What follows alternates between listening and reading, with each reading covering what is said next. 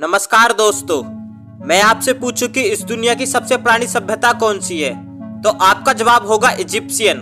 नहीं। तो क्या रोमन? नहीं। शायद मेसोपोटामिया? वेल, वो भी नहीं। बल्कि सवाल का सही जवाब है इंडस वैली सिविलाइजेशन। और इससे पहले कि आप मुझ पर सवाल उठाए, ऐसा मैं नहीं बोल रहा हूँ, बल्कि टाइम्स ऑफ इंडिया की रिपोर्ट कहती है। आर्कियोलॉजिकल सर्वे में मिले सबूतों की जब कार्बन डेटिंग की गई, तो एविडेंसेस के हिसाब से सिंधु घाटी की सभ्यता आज से करीब 8000 साल पुरानी बताई गई। अब टेक्निकली इस रिपोर्ट के बाद ये सिविलाइजेशन इजिप्ट और मेसोपोटामिया समेत दुनिया की किसी भी सभ्यता से ज्यादा पुरानी बन जाती है, जो भले ही इस प्रांत के लिए बड़े ही गर्व की बात है। लेकिन हिस्टोरियंस के लिए सबसे बड़ी मिस्ट्री यह है कि सिंधु घाटी की वो सभ्यता जिसने सैकड़ों साल पहले तराजू, toilet seats, sewers, bathtub, board game, sanitaries, कुआं और स्विमिंग पूल जैसी चीज इन्वेंट कर ली थी, और ना जाने कितनी ऐसी चीज मिली थी जिसे गूगल के हिसाब से इन सभी चीजों को मॉडर्न टाइम में ही डिस्कवर या इन्वेंट किया गया है। पर इंडस वैली सिविलाइजेशन के लोगों के लिए वो चीजें हजारों साल पहले ही उनकी जिंदगी का हिस्सा थी। आज साल 2024 में हम बहुत सी बात जानते हैं इस सिविलाइजेशन के बारे में, स्कूल की किताबों में भी पढ़ाया जाता है, लेकिन कुछ चीजें अभी भी बहुत बड़ा रहस्य है। पहला, हड़प्पा के लोगों की भाषा, वह जिस लैंग्वेज में लिखते थे, क्या मतलब है इन शब्दों का, कैसे इन राइटिंग को समझा जा सकता है। और दूसरा, आज 8000 साल बीत जाने के बावजूद यह कोई नहीं जानता कि इस महान सिविलाइजेशन का अंत कैसे हुआ। तीसरा, क्या ये सभ्यता हिंदू सभ्यता थी? तो दोस्तों, आज के इस वीडियो में हम आर्कियोलॉजिकल एविडेंस के आधार पर यह जानने की कोशिश करते हैं कि इंडस वैली सिविलाइजेशन का अंत कैसे हुआ। तो दोस्तों, मेरा नाम है अनुज सागर। तो चलिए जानते हैं इंडस वैली सिविलाइजेशन के बारे में। दोस्तों, यह कहानी शुरू होती है साल 1827 में, जब जेम्स लुइस, एक ब्रिटिश अफसर, एक दिन अपनी कंपनी के कारनामों से परेशान होकर चुपके से आर्मी छोड़कर भाग जाता है और अंडरकवर रहने के लिए ये अपना नाम बदल डालता है और वो करने निकल पड़ता है जो इनका असली पैशन होता है, ट्रैवलिंग और एडवेंचर। अगले 2 सालों तक इंडियन सब कॉन्टिनेंट में ट्रैवल करने के बाद साल 1829 में पंजाब के रीजन में पहुंचते हैं। यहाँ इन्हें एक अनजान प्राचीन शहर के खंडर मिलते हैं। ये शहर किसने बनवाए, ये कितने पुराने हैं, इसका इल्म स्थानीय लोगों को भी नहीं था। जेम्स ने इस शहर का ब्यौरा अपनी डायरी में दर्ज किया। उन्होंने उन खंडरों की ड्राइंग भी बनाई। जेम्स के द्वारा बनाई गई ड्राइंग आप स्क्रीन पर देख सकते हैं। जेम्स लुइस इस बात से बेखबर थे कि उन्होंने आखिर में हड़प्पा का प्राचीन शहर खोज निकाला था। इसके बाद वो इंग्लैंड लौट जाते हैं। वहां पहुंचकर उन्होंने किताब लिखी। इस किताब में उन्होंने बलूचिस्तान, अफगानिस्तान और पंजाब के इलाकों में अपनी यात्रा का ब्यौरा लिखा, जिसमें हड़प्पा में मिले उस प्राचीन शहर का भी जिक्र था। लगभग इसी दौर में मिस्र और मेसोपोटामिया की सभ्यता के नए नए राज निकल रहे थे। फ्रांस ने मिस्र पर कब्जा कर लिया था और वो वहां खुदाई कर मिस्र की सभ्यता का पता लगा रहे थे। ये खबर पूरे यूरोप में फैल रही थी और इसी के चलते ब्रिटिश अफसरों पर आर्कियोलॉजी का चस्का चढ़ रहा था। 1861 में ब्रिटिश सरकार ने ईस्ट इंडिया कंपनी से भारत का शासन अपने हाथ में ले लिया और इसी साल स्थापना हुई archaeological survey of India, ASI की। इसका पहला डायरेक्टर बनाया गया अलेक्जेंडर किनिंघम को। किनिंघम ब्रिटिश फौज के एक अफसर थे। उन्हें शुरुआत से ही आर्कियोलॉजी का शौक था।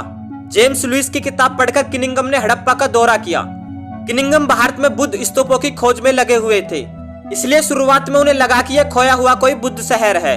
यहाँ उन्हें कुछ चीजें भी मिली। उन्होंने थ्योरी दी कि ये चीजें भारत के बाहर से लाई गई हैं और हड़प्पा में मिले अब से शायद 1000 साल पुराने हो सकते। फिर 1904 में ASI के डायरेक्टर बने जॉन मार्शल। जॉन मार्शल ने दयाराम साहनी को हड़प्पा की खुदाई का काम सौंपा। उन्हें कोई आइडिया तक नहीं था कि ये रूल्स कितने पुराने हैं और किसके हैं, लेकिन इन्हें हिस्ट्री का बहुत बड़ा शौक था।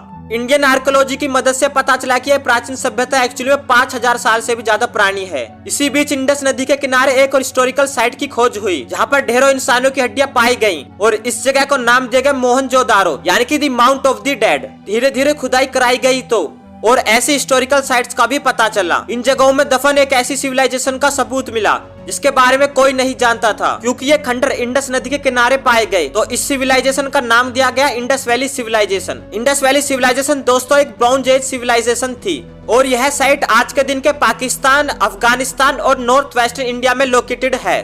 बहरहाल साल 2002 तक हड़प्पन सभ्यता की 1000 से भी ज्यादा साइट खोजी जा चुकी थी। 2008 की एक रिपोर्ट के अनुसार इनमें से 616 साइट्स भारत में हैं, जबकि 406 पाकिस्तान के हिस्से में। सिंधु घाटी सभ्यता के 5 शहर प्रमुख हैं: हड़प्पा, मोहनजोदाड़ो, धोलावीरा, गैनरीवाला और राखीगढ़ी। इंडस वैली के बराबर उस जमाने में बहुत कम सिविलाइजेशन थी जो इतनी पुरानी थी। जो सिर्फ गिनती की 3-4 ही थी। और ये सिविलाइजेशन इजिप्शियन, मेसोपोटामिया और चाइनीज, इन चारों में से चाइनीज सबसे रिसेंट थी।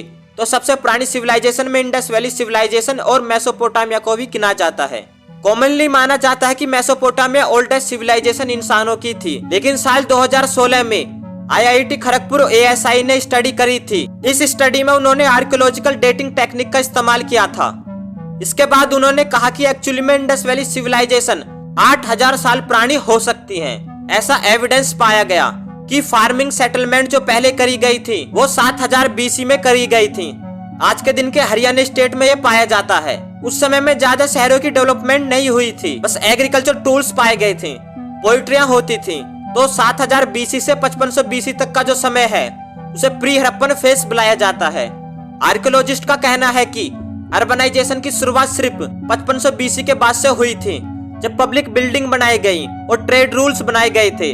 2600 BC तक इनकी सभ्यता इतनी एडवांस हो चुकी थी, शहरों में मल्टी स्टोरी घर बनना शुरू हो गए थे और ये घर ईंटों के इस्तेमाल से बनाए जाते थे। उनकी स्टैंडर्डाइज मेजरमेंट होती थी और एक ही साइज की, और हर घर के अंदर टॉयलेट होता था, नहाने की जगह होती थी, ड्रेनेज सिस्टम होता था जहाँ से ड्रेन बाहर निकल सके, सड़कों पर ढकी हुई नालियां होती थी, पैदल चलने की जगह होती थी, साइड में पेड़ भी लगाए जाते थे, पब्लिक कुएं होते थे जहाँ से हर कोई पानी पी सके, डस्टबिन बनाए जाते थे जहाँ पर लोग कूड़ा फेंक सके।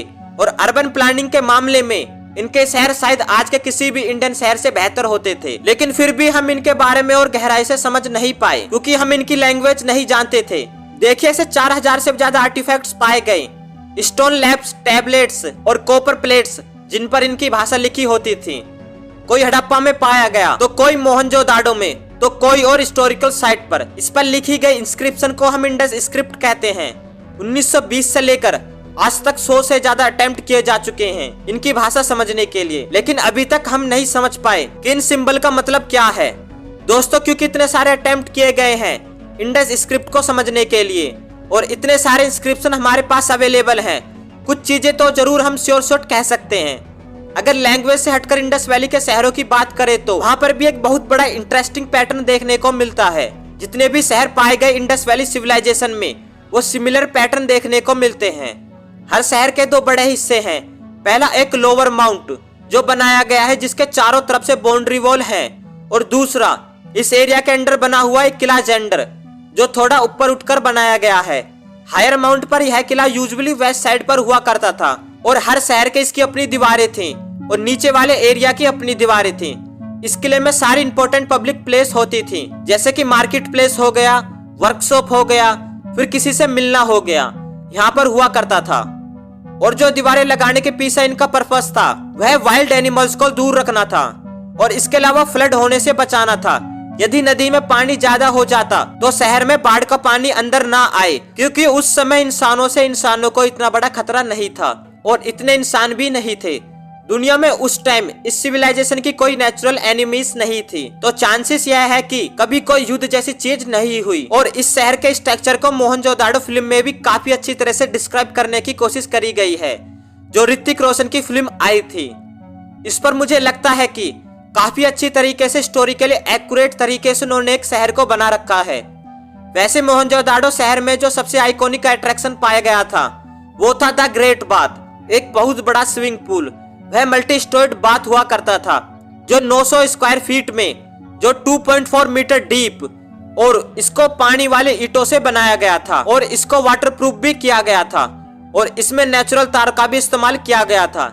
इसमें एक ड्रेनेज होल भी पाया गया और इसके साइड में कुआं भी हुआ करता था, जिसे यह पता चलता है कि इस स्विमिंग पूल में फ्रेश वाटर इस्तेमाल किया जाता था। और क्योंकि बाकी शहरों में देखा गया कि साफ सफाई कितनी होती थी, ड्रेनेज सिस्टम कितने अच्छे होते थे, इसलिए माना जाता है कि मोहनजोदाड़ो शायद से इंडस वैली सिविलाइजेशन का कैपिटल शहर था।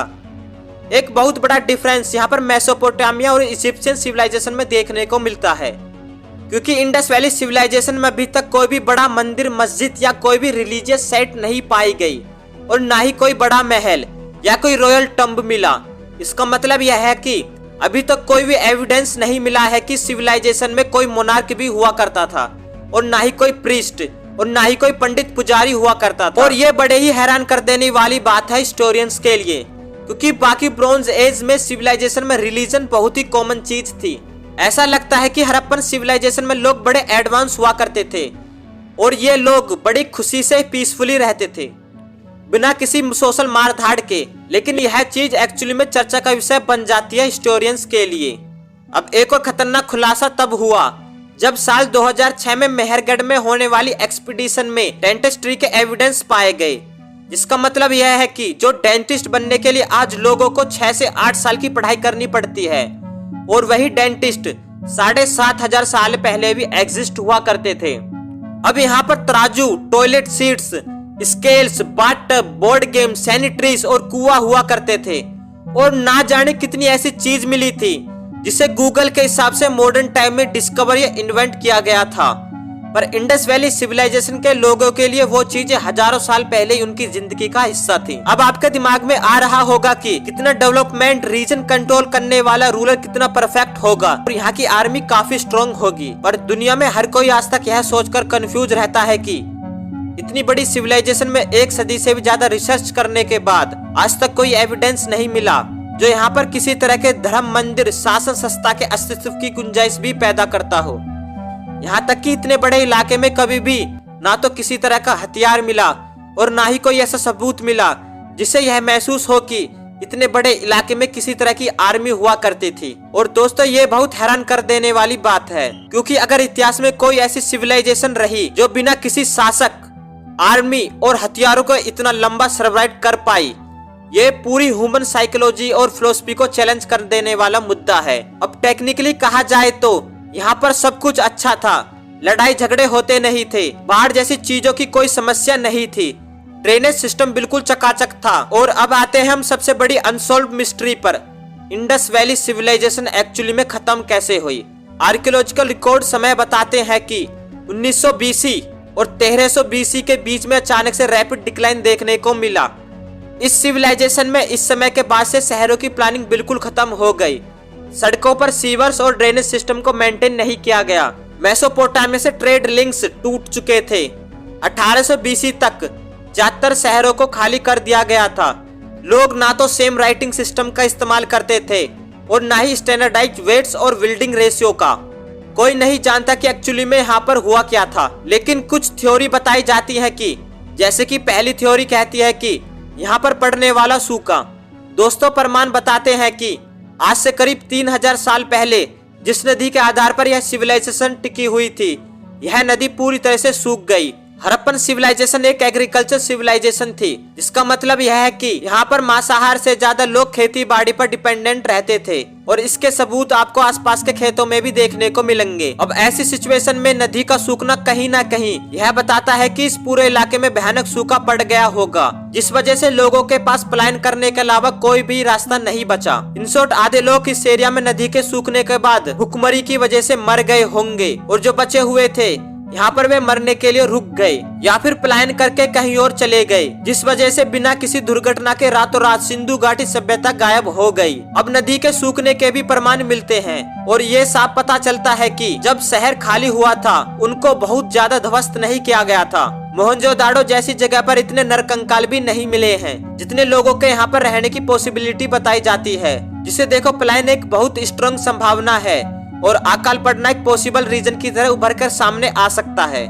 और दूसरी थ्योरी कहती है कि क्लाइमेट चेंज। अब दोस्तों जियोलॉजिकल स्टडी करने वाले वैज्ञानिक पुरानी रीडिंग की मदद से यह बताते हैं कि उस दौर में अर्थ की क्रस्ट में एक बड़ा सडन चेंज देखा गया था, जिस वजह से न सिर्फ इस प्रांत में ढेर सारे भूकंप आए होंगे बल्कि यहाँ पर काफी सारा एरिया बाढ़ में बह गया होगा। अब देखो भले ही यहाँ के एरिया का ड्रेनेज सिस्टम बहुत ही सॉलिड था, मगर एक के बाद एक आने वाले प्रलय की वजह से हो सकता है कि यहाँ होने वाला डिस्ट्रैक्शन बहुत ज्यादा बढ़ गया होगा। रिजल्ट सब कुछ एक ही झटके में तबाह हो सकता है, लेकिन ना तो यहाँ पर होने वाला डिस्ट्रैक्शन और ना ही यहाँ के फॉसिल्स इस चीज को बहुत क्लोजली सपोर्ट करते हैं कि ये एरिया पूरी तरह से कभी बाढ़ के आगोश में आया होगा।